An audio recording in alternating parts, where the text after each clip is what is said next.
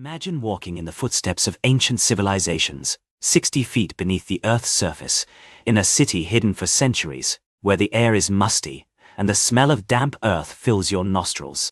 This is Cappadocia, a region in modern-day Turkey, where the landscape has been shaped by millions of years of erosion, and the earth has been carved out to create a network of underground cities. These subterranean metropolises were once home to thousands of people who lived, worked, and survived in a world of darkness, hidden from the outside world. As you make your way down the narrow staircases and winding tunnels, the temperature drops and the silence is almost deafening. The only sound is the creaking of old wooden beams and the faint rustling of unknown creatures in the darkness. The walls are rough and unfinished, with pickaxe marks still visible, a testament to the haste and desperation with which these cities were built. The ancient inhabitants of Cappadocia, the Hittites, and later the Christians, had to flee their homes to escape the invading armies and persecutors who sought to destroy their way of life. They found solace in the soft, volcanic rock that made up the landscape and began to dig and excavate, creating a labyrinthine network of tunnels and chambers. The rock, known as tuff, was easy to carve and provided excellent insulation, keeping the cities cool in the summer and warm in the winter. The cities were built on multiple levels, with some extending as far as 8 stories underground.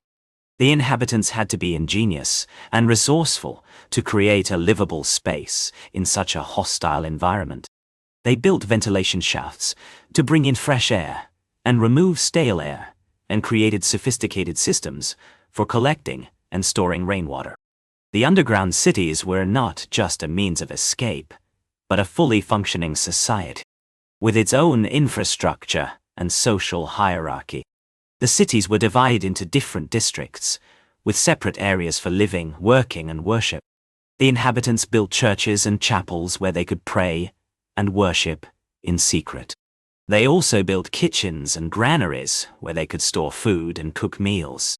The cities were self-sufficient, with their own sources of food and water, and the inhabitants were skilled farmers and craftsmen. One of the most impressive features of the underground cities is the sophistication of their defense systems. The inhabitants built elaborate traps and pitfalls to protect themselves from invaders. They created narrow tunnels and passageways that could be easily defended, and built hidden doors and secret passages to confuse and disorient attackers. The cities were also equipped with early warning systems that could detect the approach of enemy forces and alert the inhabitants to prepare for battle. The history of the underground cities is a long and complex one, spanning thousands of years. The first cities were built by the Hittites in the 8th century BC, and were later expanded and modified by the Christians in the 2nd century AD.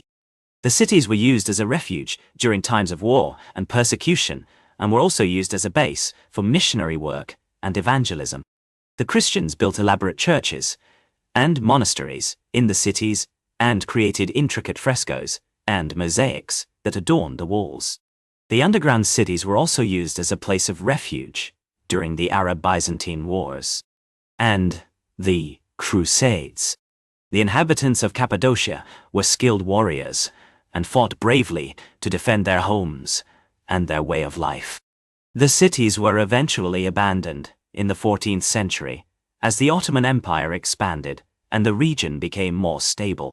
The cities were left to decay and were forgotten until they were rediscovered in the 20th century. Today, the underground cities of Cappadocia are a UNESCO World Heritage Site and attract millions of visitors each year. The cities are a testament to the ingenuity and resilience of the human spirit, and a reminder of the complex and often turbulent history of the region. As you walk through the narrow tunnels and chambers, you can't help but feel a sense of awe and wonder at the sheer scale and complexity of these subterranean metropolises. The experience of visiting the underground cities is a unique and unforgettable one. The air is thick, with the scent of damp earth, and the sound of dripping water echoes through the tunnels. The walls are rough and unfinished, with pickaxe marks still visible, a testament to the haste and desperation with which these cities were built. As you make your way deeper into the earth, you begin to appreciate the sheer scale and complexity of these underground cities. The city of Dirinkuyu is one of the most impressive and extensive of the underground cities. It extends as far as 60 meters below the surface and has a total of 18 stories. The city is a labyrinthine network of tunnels and chambers with narrow passageways and hidden doors.